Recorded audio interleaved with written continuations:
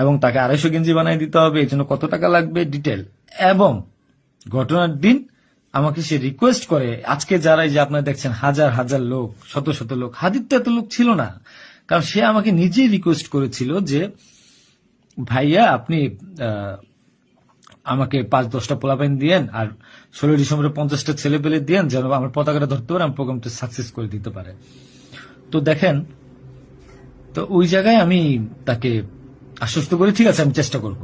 তো পরের দিন আমি যাই, পরের দিন আর মাঝখানে একটা কথা বলি, আমার এর পরের দিনই দুবাই যাওয়ার কথা ছিল, যেহেতু আমার দুবাইয়ের মাল্টিপল গোল্ডেন ভিসা আছে, আমি এর আগেও দুবাই গিয়েছিলাম। তো আমার একটা কাজে দুবাইয়ের কিছু প্রোডাক্ট কেনার কথা ছিল, তো আমার টিকিটটা আমি ওই দিন ক্যান্সেল করাই, যেহেতু সে রিকোয়েস্ট করেছে পিছায় দিই।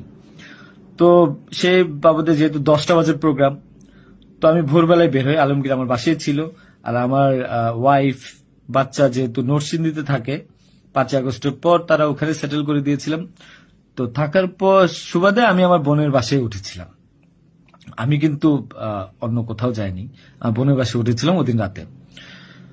তো ওই বাইক নিয়ে যাই, যেহেতু বাইকটা আমি কিনেছি, তো এর নাম রেজিস্ট্রেশন হয়নি। তো আলমগীর বাইকটা চালায়, আমাকে নিয়ে যায়। তো ভোরবেলা আমরা একটা উবার ডেকে আমরা একটা রিসোর্টে যাই, এটাও সত্য। ওই রিসোর্টে যে মেয়েটা ছিল, ওই মেয়েটা বেসিক্যালি আলমগীরের গার্লফ্রেন্ড। কারণ আলমগীর আমি দুবাই চলে যাওয়ার পর সে যেহেতু এলাকায় থাকতে পারছিল না, তার একটু বাইরে থাকতে হবে, তো মেয়েটা তার কাছে একটা হেল্প চায় বাসা ভাড়ার জন্য।